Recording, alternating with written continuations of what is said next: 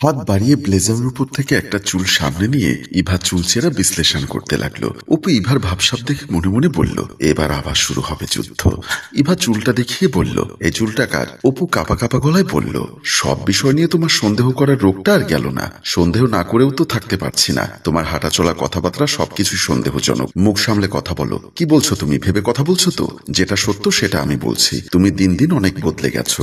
মানুষের টাকা পয়সা হলে যে চরিত্রের অধঃপতন হয় তাই চুলটা দেখে বোঝা যায়। এবার তোমাকে সচেতনমূলক একটা কথা বলি, উপরে থুথু ফেললে কিন্তু নিজের গায়ের উপর পড়ে। কি বললে? উপরে থুথু ফেললে নিজের গায়ের উপরে পড়ে? এ কথার মানে কি? তুমি যে সবসময় আমার চরিত্র নিয়ে কথা বলো, তোমার চরিত্র কতটুকু ভালো? অপু, তুমি কি বললে? আমার চরিত্র খারাপ? অবশ্যই খারাপ। তোমার দুলাভাইয়ের সাথে তুমি বিয়ের আগে অনেক কিছু করেছো। কথাটি শোনা মাত্র ইভার চোখ যেন কপালে উঠল। হুঙ্কার ছেড়ে বলল, কি বললে? আমি আমার দুলাভাইয়ের সাথে বিয়ের আগে অনেক কিছু করেছি? হ্যাঁ, তোমার দুলাভাই নিজে আমার কাছে বলেছে। ইভা এবার আর সহ্য করতে পারল না, তেলে বেগুনে জ্বলে উঠল।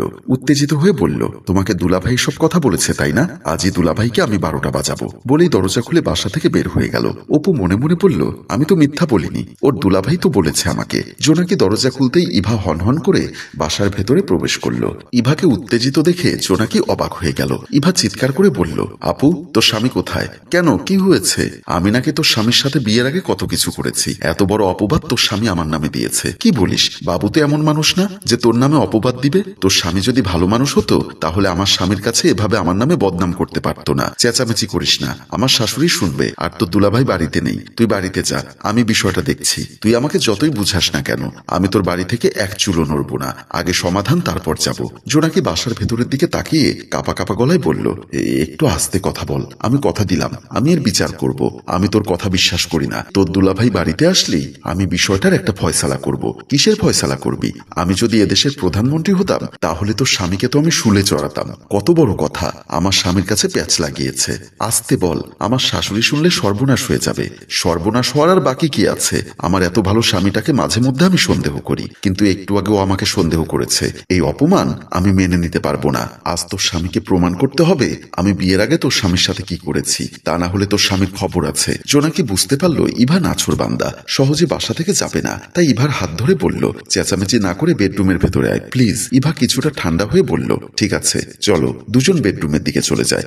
বেডরুমের সামনে আসতেই জোনাকির শাশুড়ি মমতাজ বেগম সামনে এসে দাঁড়িয়ে বলল, আমি তোমাদের সব কথা শুনেছি। এটা বুঝতে পারছি না তোমার বোন বারবার আমার ছেলেকে কেন দোষারোপ করছে। দোষ কি শুধু আমার ছেলে করেছে? তোমার বোন কি কোনো দোষ করেনি? নিশ্চয়ই তোমার বোন আমার ছেলের সাথে কিছু একটা করেছে, সেজন্যই আমার ছেলে ও জামাইয়ের কাছে বলেছে। ইভা বলল, আমি আপনার ছেলের সাথে কিছু করব?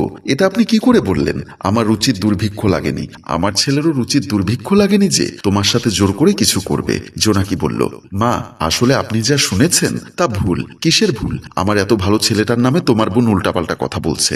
এটা তো আমি সহ্য করব না। আমি এর তীব্র নিন্দা জানাই। জোনাকি ইভার কানের কাছে মুখ নিয়ে বলল, তোকে এজন্যই আস্তে কথা বলতে বলেছি। আমার শাশুড়ি কিছু শুনলেই তিলকে তাল বানায়। এখন তো দেখলি কেমন একটা উল্টাপাল্টা কথা বলছে। বৌমা, তোমার বোনের সাথে কানাকানি করবে না। আমার ছেলের নামে তোমার বোন অনেক আজে বাজে কথা বলেছে। এক্ষুনি ক্ষমা চাইতে বলো। জোনাকি আর কোনো কথা না বলে ইভার হাত ধরে টান দিয়ে তার রুমের দিকে নিয়ে গেল। লুকিয়ে কত সময় থাকবে?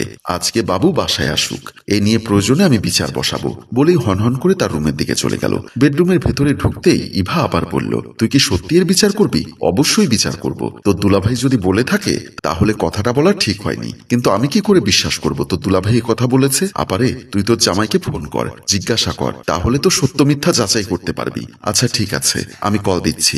ড্রেসিং টেবিলের উপর থেকে মোবাইলটা নিয়ে জোনাকি বাবুকে কল দিল। বাবু তখন অফিসে কাজ করছিল। মোবাইলের রিংটোনটা বেঁচে উঠল। কলটা রিসিভ করে বাবু বলল, কি খবর জানু? জানু পরে বলো, আগে বলো তুমি অপুর কাছে ইভার নামে কি বলেছো? বুঝলাম না, কি বলেছি? তুমি নাকি বলেছো ইভার বিয়ের আগে ইভা নাকি তোমার সাথে অনেক কিছু করেছে। কথাটি শুনে বাবু কিছুটা অবাক হয়ে বলল, ইভা কি এখন আমাদের বাসায়? হ্যাঁ, আমাদের বাসায়। কিন্তু তুমি বুঝলে কিভাবে? সবকিছু বলতে হয় না, অনেক কিছু অনুমান করে বোঝা যায়। বুঝলাম তুমি অনেক কিছু অনুমান করতে পারো, কিন্তু আমার বোনের জামাইয়ের কাছে এসব কথা কেন বললে? আচ্ছা, আমি কি বলেছি আর কি বলিনি সেটা বাসায় এসে বলছি ইভাকে। ইভাকে কিছু সময় বাসায় থাকতে বলো, আমি এক্ষুনি আসছি। বলে কলটা কেটে দিল। জোনাকি বলল, তোর দুলাভাই বাসায় আসছে, এখন চুপচাপ করে বস। বাসায় আসলেই সবকিছুই ক্লিয়ার হয়ে যাবে। ইভা বলল, তাহলে তোমার জামাই কি স্বীকার করেনি? বললো তো এসে সবকিছু বলবে। এখন কি খাবি বল? আগে বিচার তারপর খাওয়া। আচ্ছা ঠিক আছে। বলে জোনাকি রুম থেকে বের হয়ে গেল। মমিন খান বিছানায় বসে মোবাইলে কি যেন হিসাব করছে। মমতাজ বেগম হনহন করে রুমের ভেতর ঢুকে বিছানার উপর বসে বসে বলল, ছোটবেলা থেকে পাড়া প্রতিবেশী আত্মীয় স্বজন কেউ আমার ছেলে বাবুর নামে একটা চুল বদনাম রটাতে পারেনি, কারণ আমার ছেলেটা খুব ভালো ছিল, চরিত্রবান ছিল। কিন্তু আজ তো আমি আকাশ থেকে পড়েছি। বৌমার ছোট বোন ইভা এসে কি সব বাজে কথা বলছে। এখন একটু থামো, অনেক সময় তো বকবক করলে। আমি বকবক করছি? আমার ছেলের নামে বদনাম বলবে আর আমি কথা বলবো না? আমি সব শুনেছি। এখন বাবু বাসায় আসুক, তারপর ওর কাছে জানতে চাইবো। শুধু শুধু কানের কাছে প্যান প্যান করো না। তুমি আসলে কি নিজের ছেলের নামে মানুষে বদনাম বলছে, শোনার পরও তুমি চুপচাপ আছো কিভাবে?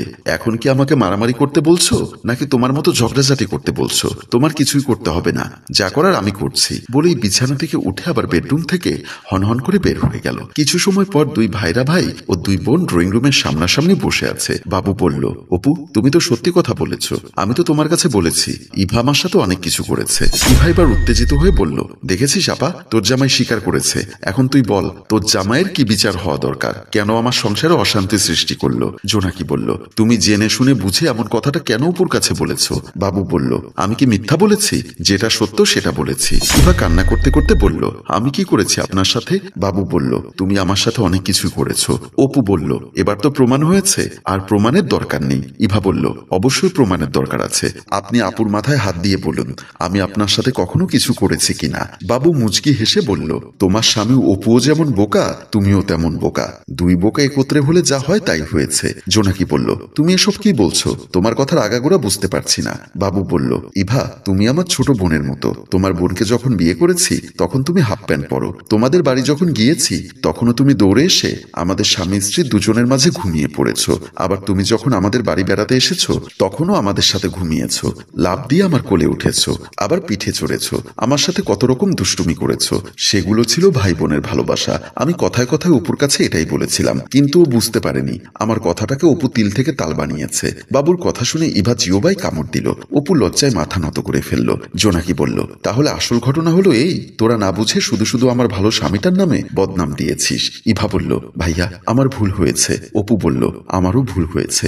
বাবু বলল, ভুল যখন হয়েছে তখন 2 কেজি খাসির মাংস নিয়ে এসো, বাসমতি চাল নিয়ে এসো। আজ অপু আমাদের কাচ্চি রান্না করে খাওয়াবে। কিন্তু দুলা ভাই, আমি তো রান্না করতে পারি না, পেঁয়াজ তো ভালোই লাগাতে পারো। বাবুর কথা শুনে সবাই হাহা করে হেসে উঠল। প্রিয় ভিউয়ার্স, অল্প কথায় আমরা অনেক সময় বিশাল গল্প রচনা করি। না বুঝে হয়তো আমরা এমন ভুলটা করে থাকি। ছোট কথার মর্ম না বুঝে হিতে বিপরীত সৃষ্টি করি। আমরা মাঝে মাঝে যেটা ভাবি সেটা হয়তো ভুল, আর যখন ভুল ভাঙে তখন লজ্জা পেতে হয়। আসুন বুঝে শুনে কথা বলি, কানে হাত না দিয়ে চিলের পেছনে না ছুটে আগে কানে হাত দিয়ে কারো কাছে হাস্যকর না হয়ে ভালো থাকার চেষ্টা করি। গল্পটি ভালো লাগলে লাইক, কমেন্ট ও শেয়ার করুন। গল্পটির রচনায় ফেরদৌস অপু, পরিচালনায় মোশাররফ হোসেন মৃদুল, চিত্রগ্রহণ ইফতি হুসাইন, সম্পাদনায় কামরুল হাসান বাবু। ধন্যবাদ।